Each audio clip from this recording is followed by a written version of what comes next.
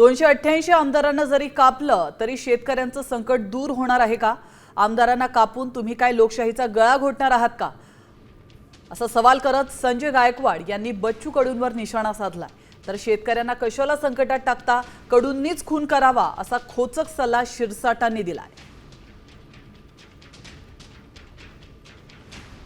288 आमदारांना जरी कापलं तरी शेतकऱ्याचे संकट दूर होणार आहे का?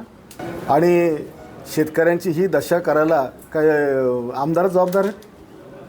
या अशा प्रकारचं ज्यावेळेला संकट येतं त्यावेळेला सरकारने मदत केली पाहिजे आणि सगळ्यांनी याच्यात राजकारण केल्यापेक्षा सगळ्यांनी शेतकऱ्याला काहीतरी हातभार लावला पाहिजे।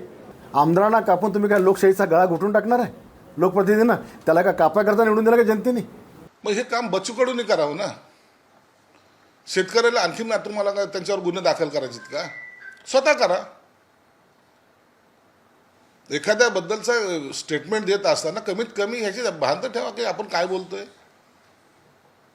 शेतकरी त्याच्या अडचणीत, त्याला खून करायला लावणार का? आता शेतकऱ्यांनी आमदाराचा खून करा, मग तुम्ही करा ना। शेतकरी तुमच्या पाठीशी उभे राहतील, तुम्ही करा।